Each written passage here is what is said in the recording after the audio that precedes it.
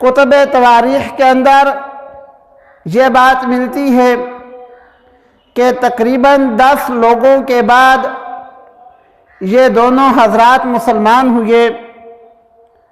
آپ صلی اللہ علیہ وآلہ وسلم مکہ مکرمہ میں دار ارقم میں تشریف فرما تھے، اور یہ دونوں میاں بیوی وہاں تشریف لے گئے، اور پاک پیغمبر صلی اللہ علیہ وآلہ وسلم کا امتی اور آپ صلی اللہ علیہ وآلہ وسلم کی غلامی کو پسند کیا، اور آپ صلی اللہ علیہ وآلہ وسلم کا کلمہ پڑھ لیا۔ چونکہ شروع ہی میں مسلمان ہو گئے تھے، اس لیے ان کو اللہ رب العالمین نے بہت سارے درجات عطا فرمائے ہیں، اور انہوں نے اللہ کے راستے میں تکالیف بھی بہت برداشت کی۔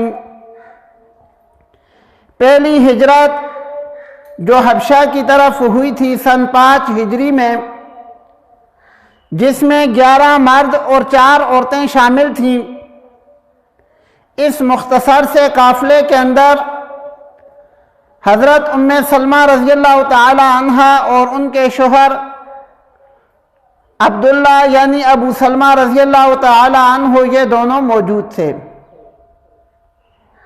اور یہ ان کا پہلا بیٹا سلمہ یہ حبشہ ہی میں پیدا ہوا،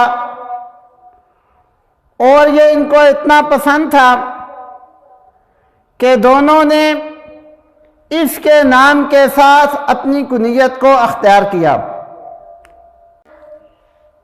پہلی ہجرت کے بعد جو مسلمان حبشہ چلے گئے تھے، وہ وہاں امن اور سکون کے ساتھ زندگی گزار رہے تھے، لیکن اپنے وطن کی یاد اور پاک پیغمبر صلی اللہ علیہ وآلہ وسلم کی محبت ان کو وہاں چین سے نہ رہنے دیتی تھی۔ چنانچہ یہ لوگ پھر مکہ مکرمہ واپس آ گئے، اور یہ جتنے لوگ بھی واپس آئے تھے سب کے سب کسی کی امان میں آئے تھے۔ ان لوگوں نے حضرت علی رضی اللہ تعالی عنہ کے والد حضرت ابو طالب سے امان طلب کی تھی، اور ان کی امان میں مکہ مکرمہ میں داخل ہوئے۔ جب ان کے قبیلے کے لوگوں کو معلوم ہوا کہ ابو طالب نے ان کو پناہ دی ہے، تو وہ ابو طالب کے پاس تشریف لے گئے اور دباؤ ڈالنے لگے کہ ہمارے آدمیوں کو ہمارے حوالے کرو۔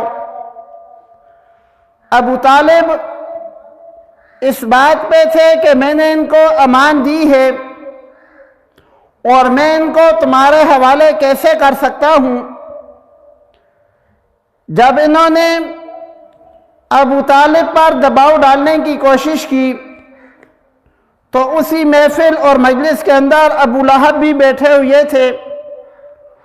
انہوں نے اس کے قبیلے کے لوگوں سے کہا کہ اگر آپ نے ابو طالب پر دباؤ ڈالا تو میں ابو طالب کے ساتھ کھڑا رہوں گا۔ ابو لہب اگرچہ غیر مسلم تھے، مگر معاشرے کے اندر اللہ رب العالمین نے ان کو ایک مقام دیا ہوا تھا۔ معاشرے کے اندر ان کی ایک عزت تھی، ایک رتبہ تھا، سردار سمجھے جاتے تھے۔ چنانچہ یہ لوگ واپس ہو گئے۔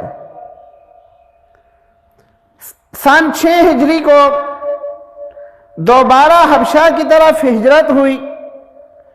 اس ہجرت میں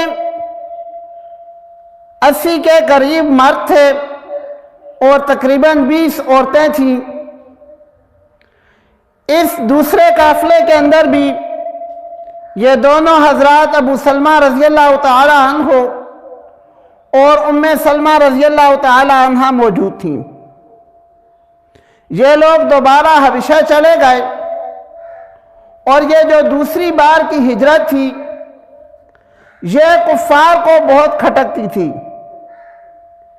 اسی ہجرت کے بعد کفار مکہ نے عمر بن عاص اور ابن ربیعہ دو بندوں کو کچھ تحائف دے کر حبشہ کے بادشاہ نجاشی کے پاس بھیجا کہ آپ جاؤ اور جو ہمارے مکہ کے لوگ وہاں گئے ہیں بادشاہ سے کہہ کر ان کو واپس لے کر آؤ۔